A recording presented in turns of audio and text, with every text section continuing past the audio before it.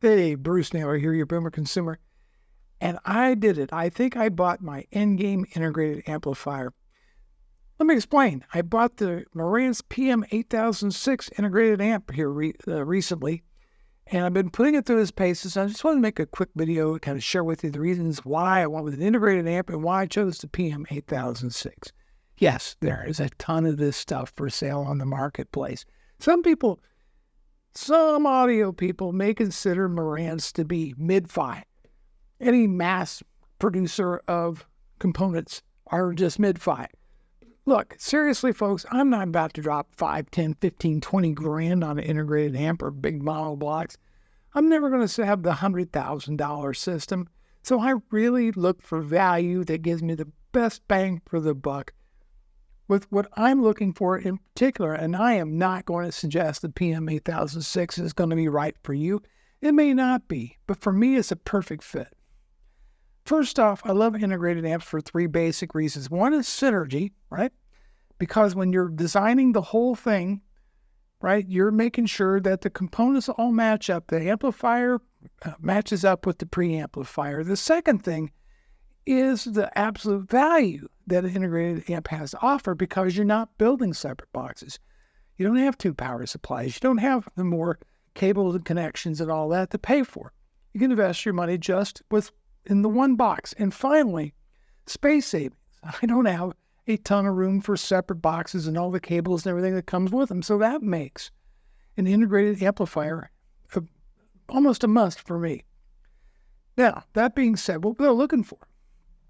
Well, I'm a 2-channel stereo guy. Well, I do like a subwoofer. I guess that makes me 2.1. So I was looking for that. I was looking for something that had a record out because I love cassettes. I may end up getting a reel-to-reel. I want to be able to record vinyl, right? Make a recording and put the vinyl record up and listen to the cassette or the reel-to-reel at some point. All right, so I had to have that. I wanted tone controls. It's even better that the PM8006 has a mid-range control, which a lot of integrators just have bass and treble. So that was a good thing. Again, I wasn't looking to spend 5, 10, 15 grand on an integrated amp. So I had a budget to live with. I was looking at the Yamaha AS1200, but it's like $3 grand, okay? I'm not getting, in my opinion, a whole lot better quality with the AS1200 than I am the PM8006. Both are made in Japan, right? Both are made in Japan. Of course, the AS1200 does have those pretty meters, but you know what? I'd rather have the money in my bank account as I would to have pretty little meters going back and forth. But then that's something to be said for another day. So those are the primary reasons why I wanted an integrated amplifier. Lots of connectivity was important. Lots of inputs because I do have my own DAC and my own streamer. I have my turntable, cassette deck. I have all this going on. So I wanted lots of inputs. But build quality was really, really important. And to get good, high-quality parts and components, well, you got to spend a little bit of money to do that.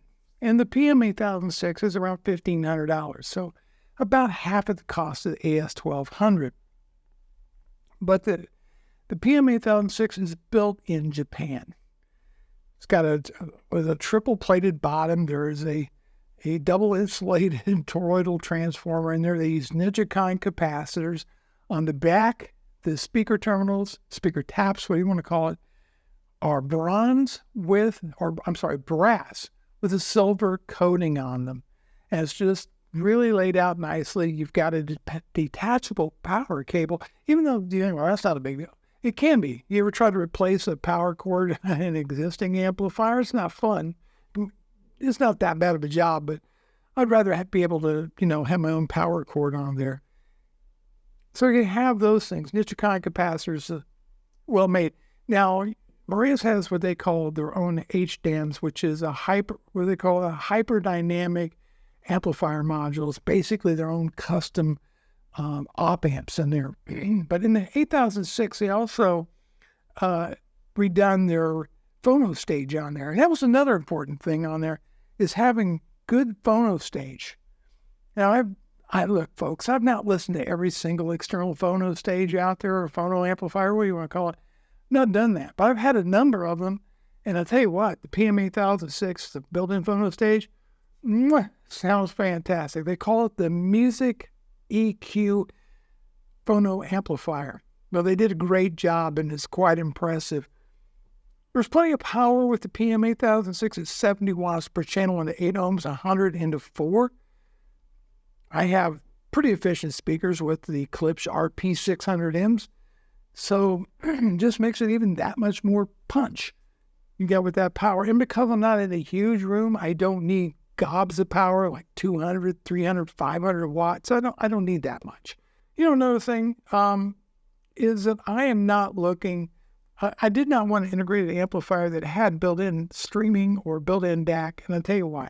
I would rather buy my own and replace them and upgrade them when I want, because if this is going to be the integrated amp that's got to last me for years and years and years, that technology is going to change. At some point, it'll change and they'll be better. New DACs come out like every day. So why pay for that when I'm going to turn around maybe in a year or two and update it anyway? But I don't want to throw out that or spend the money in the integrated amp for something that I want control over going forward. That makes sense to you. Tone controls. I love the tone controls. I love having that bass, mid-range, and treble, so I can tweak this thing out to sound better than if I didn't have that kind of control. I'm not a purist. Maybe I like to adjust it and tweak the sound just the way I want. And unfortunately, it doesn't come with an actual tape loop, but you know what? You do have tape in and tape out. Yeah, I suppose there's probably a way you could hook a graphic equalizer to it, but the 3-tone controls are just going to be fine for me. $1,500 retail versus $3,000 or more. Yes, there are other competitive units out there, but when you throw all this together, the great phono stage, the build quality, the parts, just the absolute quality built in Japan, you put all that together, it's pretty tough to beat this combination for the price. And finally, let's talk a little bit about the sound. Now, in theory, an amplifier shouldn't have its own sound. It should take the signal, amplify it, put it out there. It should add nothing to the source at all, other than just take that signal, take a little signal, and make it bigger. That's all it should do. But you know what?